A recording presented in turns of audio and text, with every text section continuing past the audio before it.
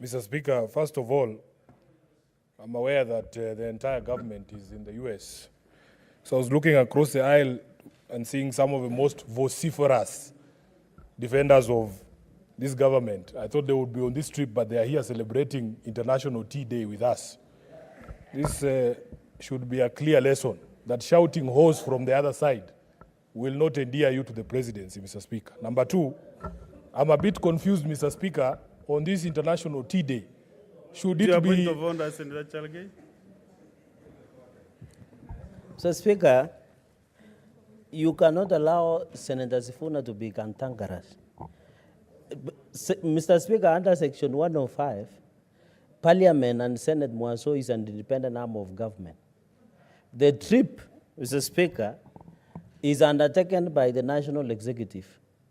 Is it in order to try and cast aspersions by indicating that any trip that is taken outside Parliament or outside by the Executive should be taken with parliamentarians, yet we have our own budget and we are independent arm of government? Is he making it in good faith, Mr. Speaker? Or is jealousy that he was left out of the trip? Can he be clear?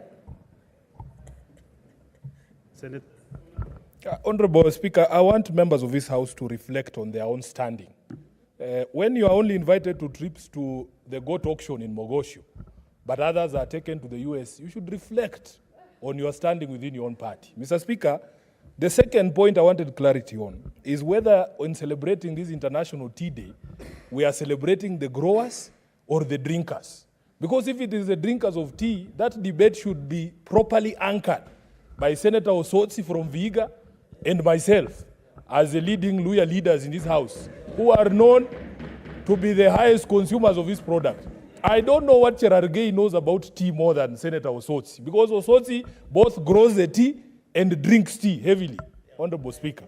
So my concern really is that clarity. Maybe the maker of that statement can tell us, are we celebrating the drinkers or the growers?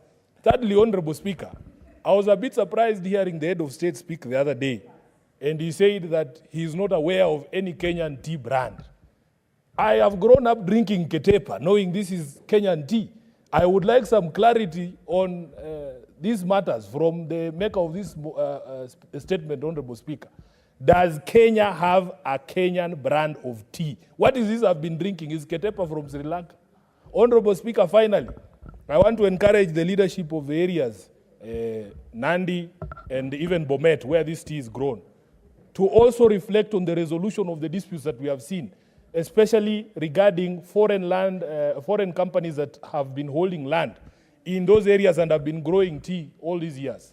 At the beginning of this term of Parliament, there were very serious incidents in Gov'T and in Nandi, where even people lost their lives and machinery was destroyed, property of immense value was destroyed.